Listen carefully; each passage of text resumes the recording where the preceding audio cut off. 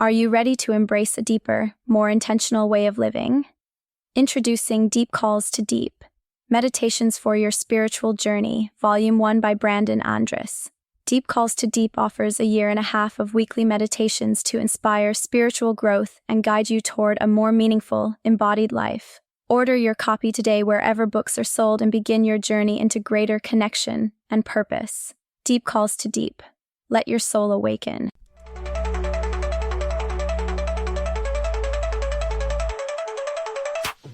Welcome to the Unbelief Podcast, your journey, actually our journey together beyond inherited beliefs to a spirituality that works for you. I'm your host, Jeremy. I'm a deep skeptic, also a pastor. We can fix that later, right? No?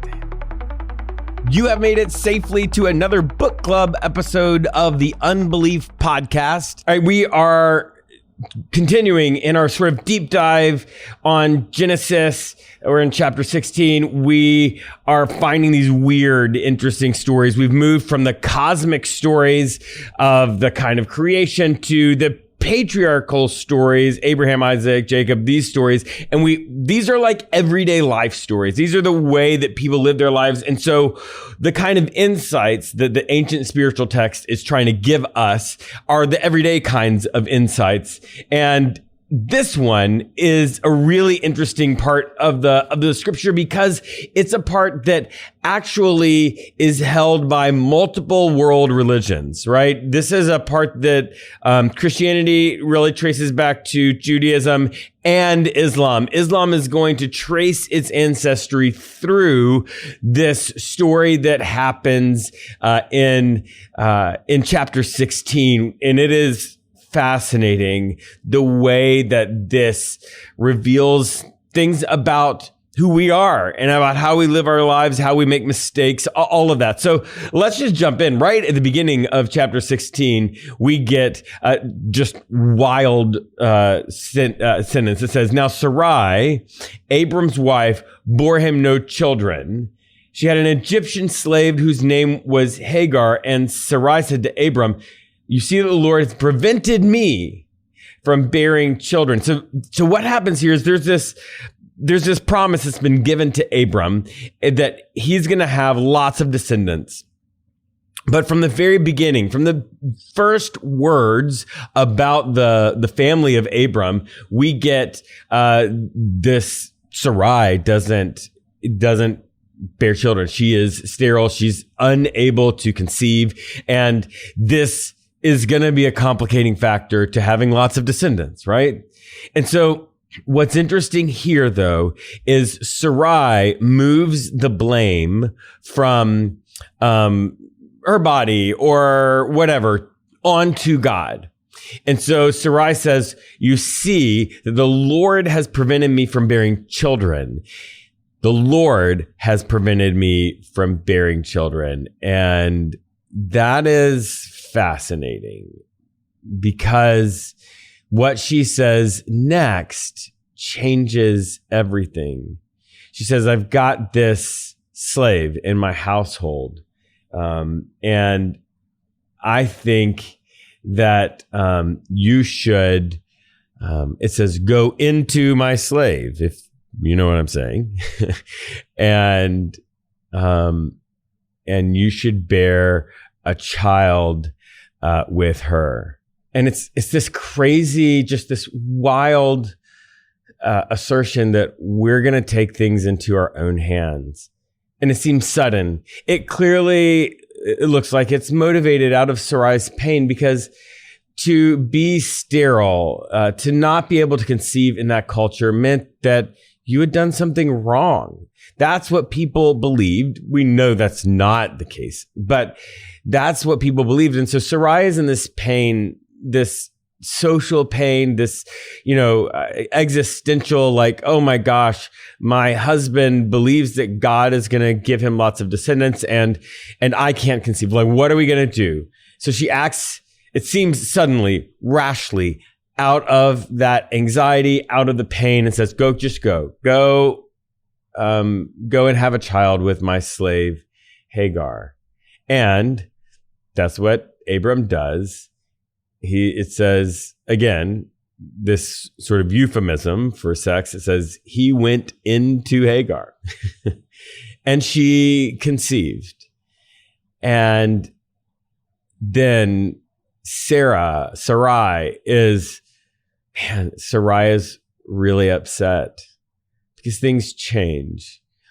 She says that Hagar starts treating her with contempt because Hagar is pregnant with Abram's heir. And so the pain in Sarai finds a new locus, right? The pain in Sarai now focuses on her slave that is doing the thing that Hagar can't, providing the thing that Hagar can't provide.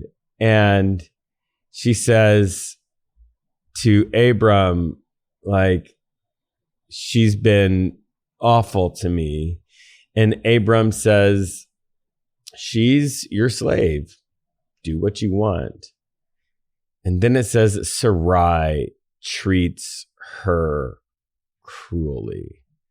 Sarai takes all of the anxiety, all of the pain, and takes it out on the slave that now is bearing Abram's son. And so much so that the slave, Hagar, runs away. That's a lot of pain. That's a lot of cruelty. Hagar runs away, and this is something that is very dangerous in the ancient world. When you travel, there are robbers, there are animals, there are all of these things. And between cities, from place to place in the wilderness, that's where the real danger exists. And especially in places where people might gather. Because this is a climate that does not produce a lot of water. It's kind of arid. It's deserty. It's not good. So when she runs away, she is risking her life and the life of Abram's heir. And that's the level of cruelty that she's experiencing. If you've ever known a woman who has conceived, how protective they are of their offspring, to put it all in danger by running away, by being a woman running away by herself, man, that's intense. And she's got to have water. So she goes to the place where you go, this spring. And it says in Genesis chapter 16, verse 7, it says, the angel of the Lord found her by a spring of water in the wilderness, the spring on the way to Shur. This is noting, like, hey, this is the spring we all know about, which means it's also a place of danger for Hagar, because she is a woman traveling in the ancient world alone, running away, a slave running away from their master.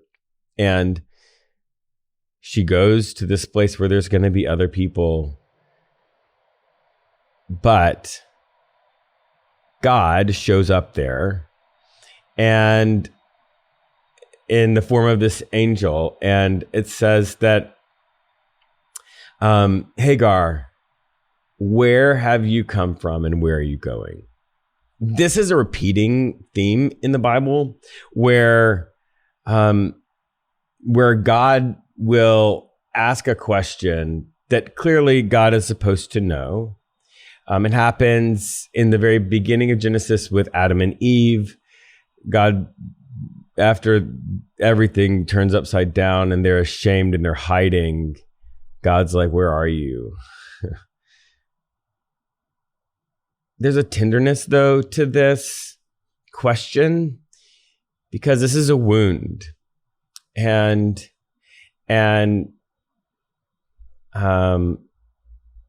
this is a wound. And so God is allowing her to enter in on her terms. Instead of just coming and saying, like, what, you're running away, what's going on? God is asking this question, like, hey, what's happening? A lot of times when people read the Old Testament, they get this impression of a God who is angry and vengeful. And there are those aspects, don't get me wrong, but there are also these moments of tenderness, like here, where this woman has run away, this slave has run away, she's in danger, and God opens up the wound tenderly and says, hey, what's going on? She says, I'm running away from my mistress. And then the angel says to her, like, no, you've got to go back. You can't just run away. You can't run away. This is hard, but you've got to go back. And then the angel makes a promise to her. The angel of God, however you want to describe this. And this is interesting because up to this point, the promises of God have been towards Abram, right? Abram is going to be a great nation, all of this stuff.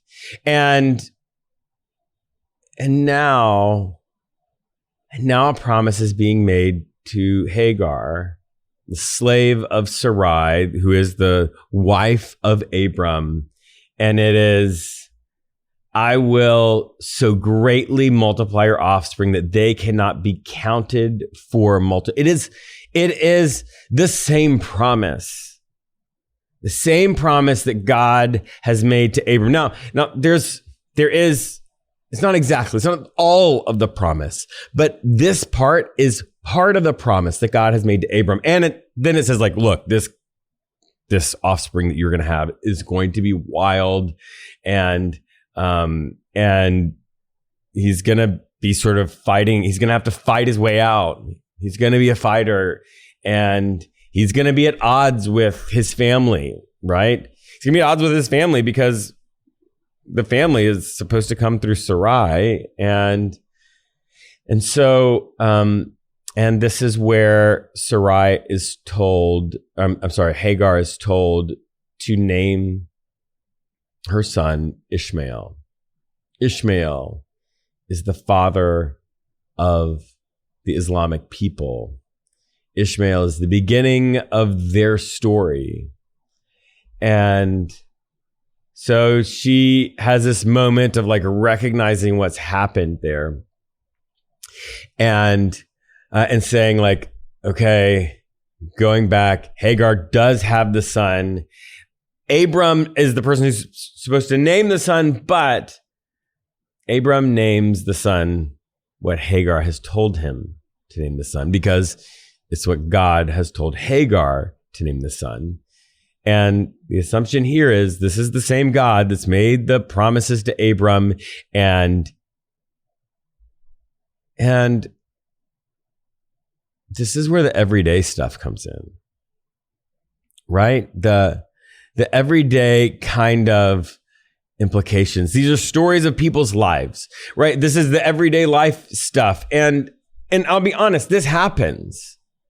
And this is an important piece to think about when you think about the Bible. A lot of people want to say that the Bible is true or false based on whether or not the events in the Bible actually happened. Was there a historical Abraham, Sarah? Were those actual people? Or if they weren't actual people, then people will say, okay, then the Bible is not true. It's false.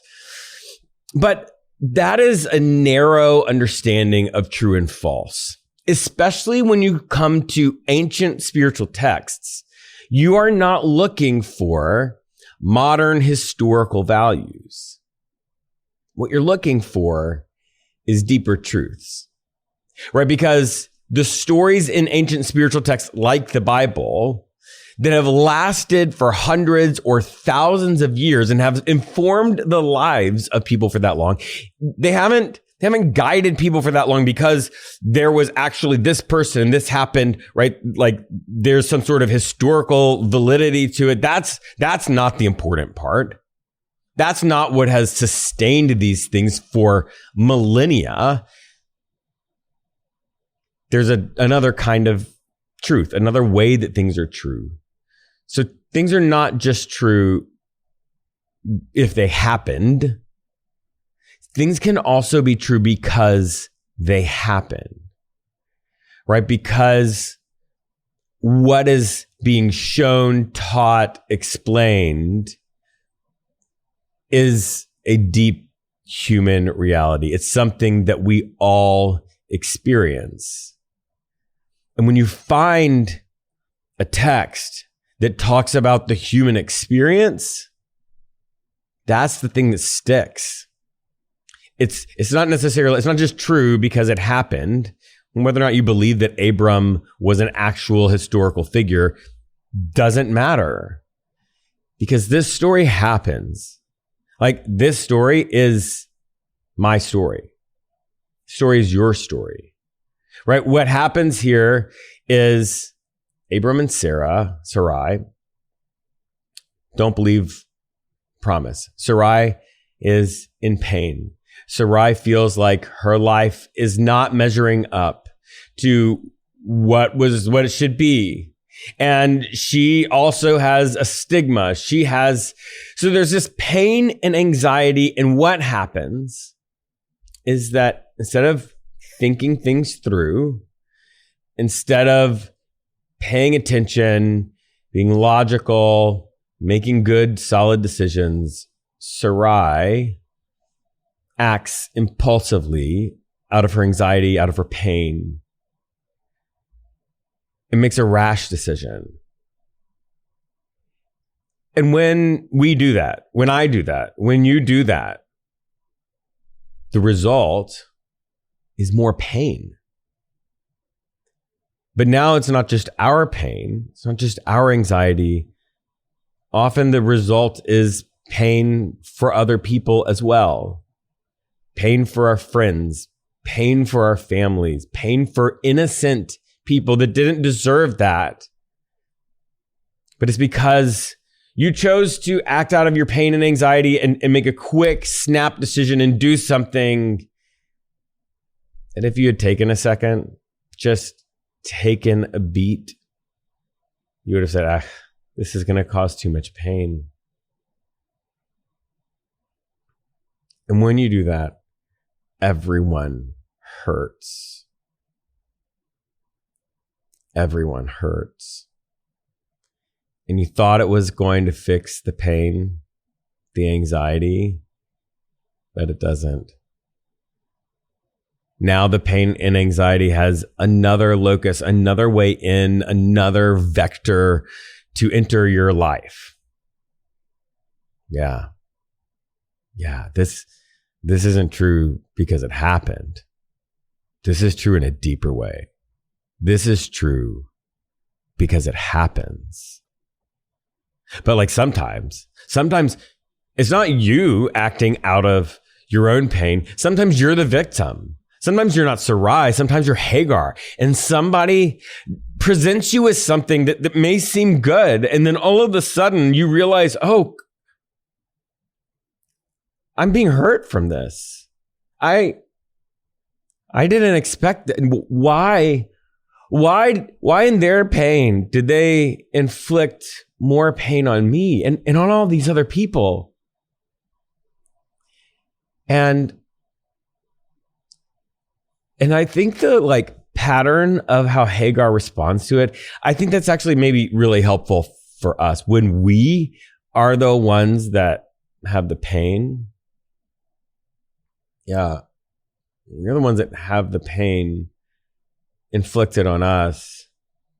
Like Hagar, she runs away. And I'll be honest, sometimes that's just what you need to do. You need to stop. You need to just stop the active hurting. Run away. detach. Don't talk to the person, block the person, do whatever it is. Just stop the bleeding for a second. And when you do that, you don't run away just out into the wilderness. You run away to a spring, right? To a place where you can sit, you can be nourished, you can receive something that you need.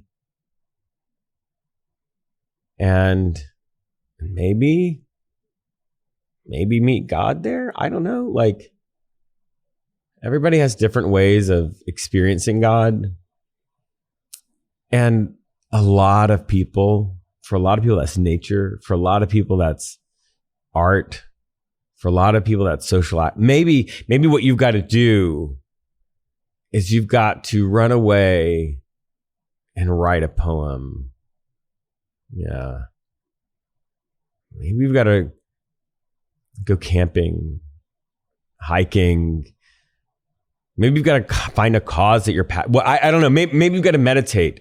But whatever it is, like, you've got to stop the bleeding. Then you've got to go find a place to restore yourself for a minute. Ground yourself. And then what happens in this story is, like, there's a promise. There's a silver lining. There's something that happens, and that's good. It's good because whenever something difficult happens in our lives, there's some kind of opportunity that it opens up.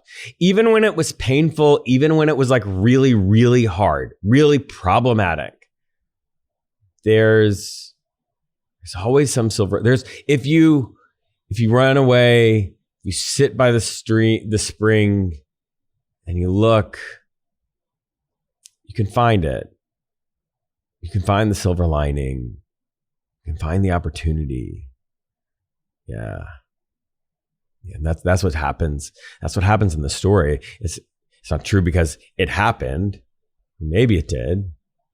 There's reason this has lasted for thousands of years. It's because it's happening to you and to me, maybe right now.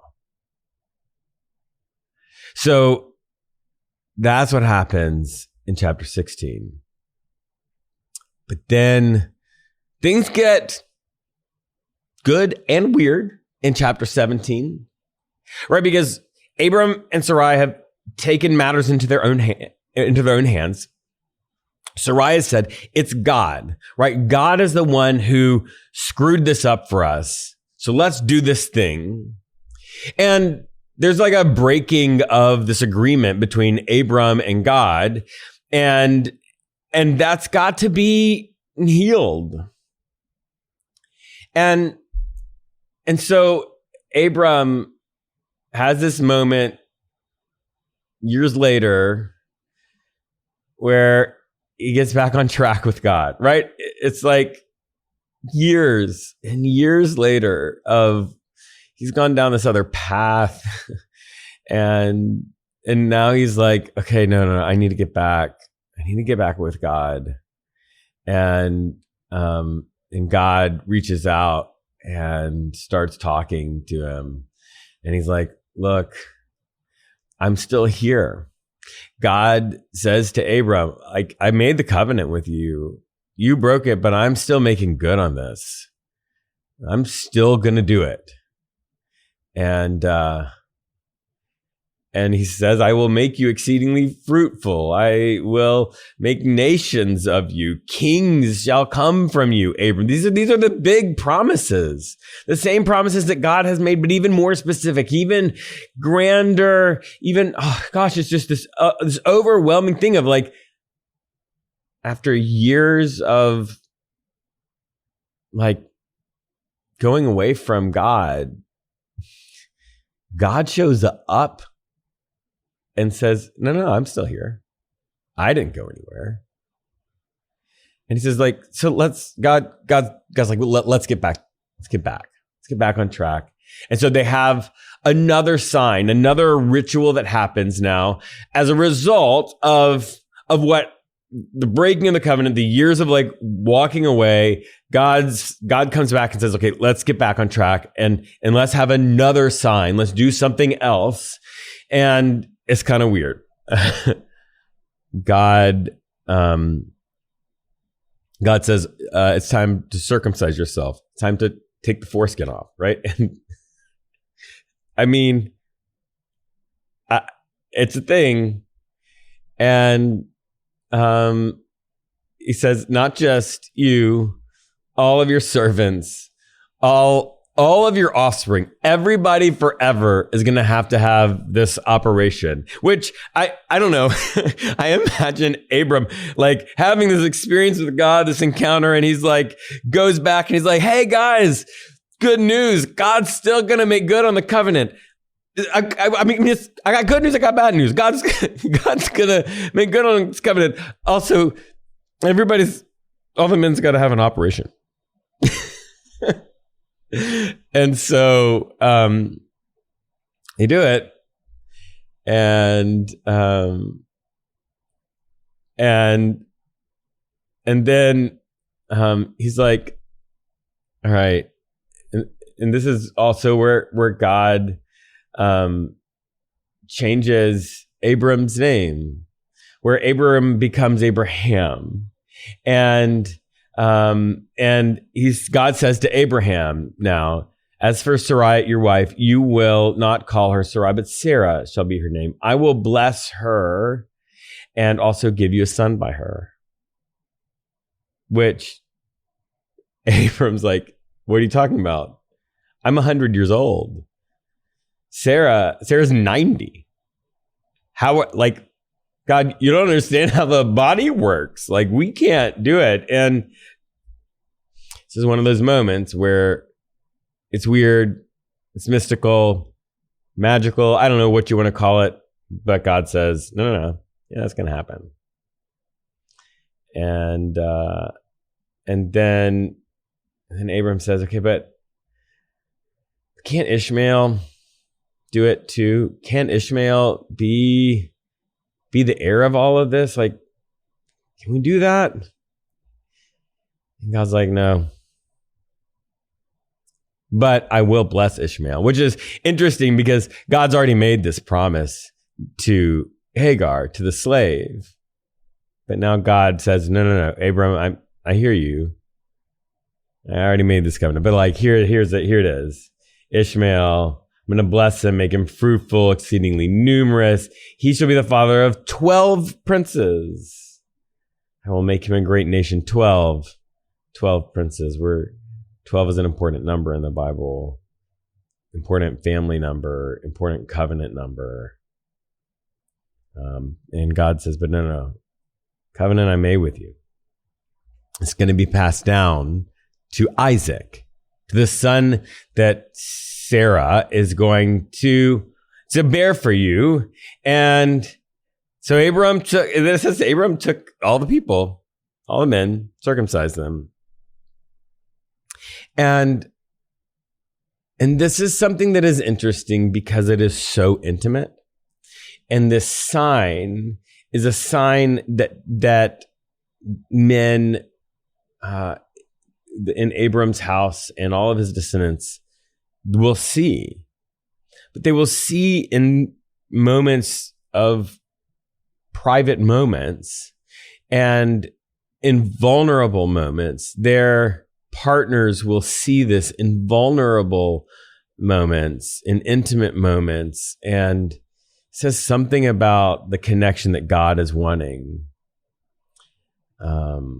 Not just external, but like the deep connection that God is offering here. Yeah. An intimate. God wants to be in the private spaces. He's talking to Abram, making this covenant. He's like, no, this covenant isn't just about like nations and kings. It's about when you're changing your clothes, going to the bathroom, having intimate relationships. Yeah. That's what this is about. And I think, again, these are the everyday stories. They're true because they happen. And this is one of those things that we've got to deal with, right? When we go off track, when we make rash decisions, when we spend years going down the wrong path, we've got to do something. Got to get back on track. And I love the like bodily form of this. I've got a lot of people who I know that in these moments where they turn, where they're like, no, I'm doing something different. I'm going in a different direction. I'm getting back on track. They'll get a tattoo. Maybe it's of something that's meaningful to one of their family members. Maybe it's something that's symbolic about this moment in their life. And they'll tell you these stories. Like you say, hey, man, I love that tattoo. Like, why do you have that? They'll be like, yeah, no, things were hard. And I decided I wanted to be like my grandmother. So I got this flower that she loved. Or they're like, no. I was like in this hard place. I heard all these people and I realized like, no, I need to get back on track. Or maybe I've been hurt and I found a silver lining and I'm going to get this like spiritual symbol tattooed and so that I can see it. I can remember that it's permanent. And, maybe tattoos aren't your thing, but I think one of the things that's really helpful about the way Abram gets back on track, gets his life back on track, is that there's a ritual to it. And in the rituals are helpful for us as humans because they take stuff that is emotional, that is just mental, like these decisions that we're making, and it brings it into the physical world for us. And bringing things into the physical world through ritual can really help us like commit and ground ourselves. Like I know people that like tattoos, not their thing, but they're going to write something down. They're going to put it in an envelope and they're going to have it. Like they're going to do the writing thing. Or I know people that have written down things and have burned them as an act of like letting go of the negative thing, of the pain that has been done to them.